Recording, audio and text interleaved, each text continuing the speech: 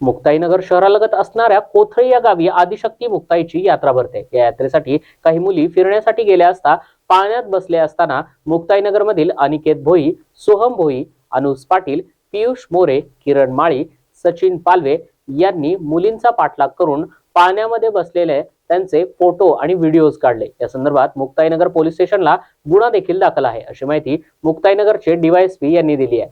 स्वतः केंद्रीय राज्यमंत्री रक्षा खडसे या पोलीस स्टेशनला गुन्हा दाखल करण्यासाठी गेल्या होत्या। त्या अनुषंगाने मुक्ताईनगर पोलीस स्टेशनला पॉस्को कायद्याअंतर्गत गुन्हा दाखल करण्यात आलाय। सध्या या संशयित आरोपींना अटक झालेली नसून त्यांना तात्काळ अटक करण्यात येणार असल्याची माहिती मुक्ताईनगरचे डीवायएसपी यांनी दिली आहे।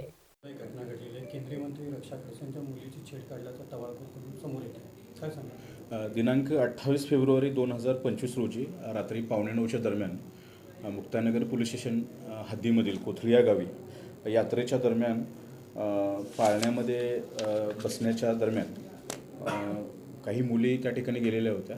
तर त्या मुलींचा पाठलाग करून इथलीच अनिकेत भुई, पियुष मोरे, सोहम कोळी, अनुज पाटील आणि किरण माळी आणि सचिन पालवे अशांनी त्या मुलींचा पाठलाग केलेला आहे आणि पाठलाग करून पाळण्यामध्ये बसलेले असताना त्यांना त्यातल्या एका मुलीला त्यांनी धक्का पण दिलेला आहे।